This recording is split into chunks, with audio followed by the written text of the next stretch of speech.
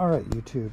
A lot of requests came in to sort of talk about how this is installed, this Luna battery and the actual BBSHD drive with the Ludicrous controller. These parts were sourced at Luna. I've already had the battery, but the actual unit itself was bought during Christmas time.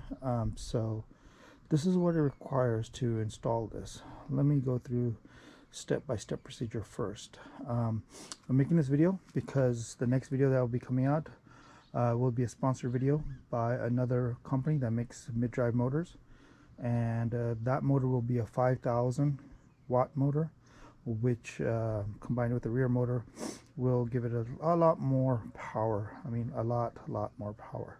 So this is what it requires to do this. One, remove the old drive, and as you can see on the old drive, it has some parts under there where you're gonna have to cut out.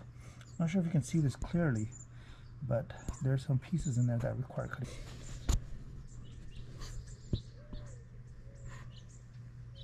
So as you can see down here, look closely at this. We needed to cut a few pieces here for this BBSHD to fit.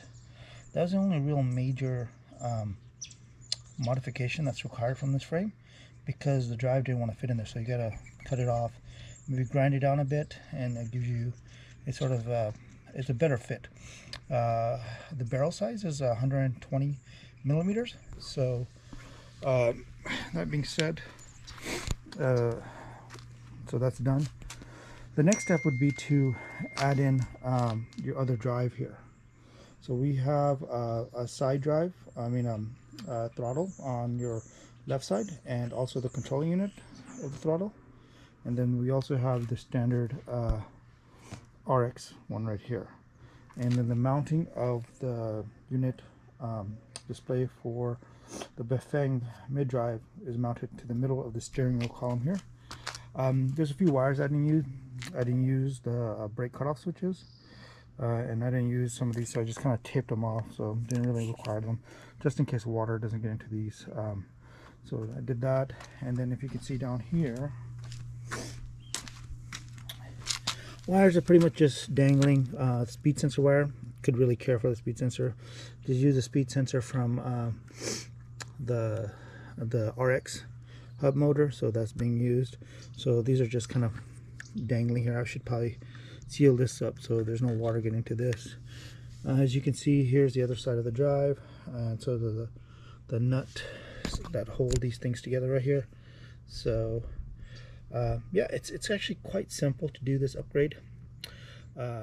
I mean, I recommend it if someone wants to have just slightly more power on their bike. I mean, for me, I think it was a better upgrade than the stock version of this.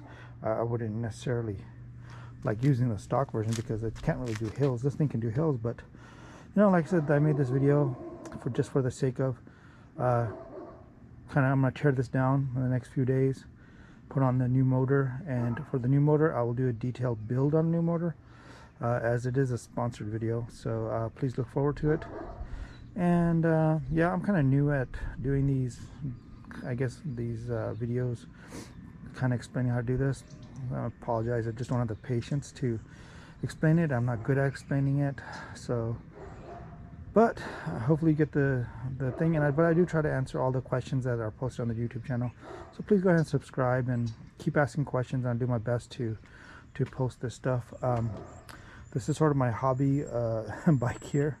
Got it from a friend, and I traded him a Suron X for it because I really want to do some modification to this frame, because I really do like this frame. So yeah, so this is my sort of hobby thing, so I do enjoy it a lot. Well, thank you guys for watching. Let me know if you have any questions, and let me know if you have any feedback on the Skydio video. I did testing of a Skydio video with this bike too, so check it out and let me know what you guys think. Thanks, bye.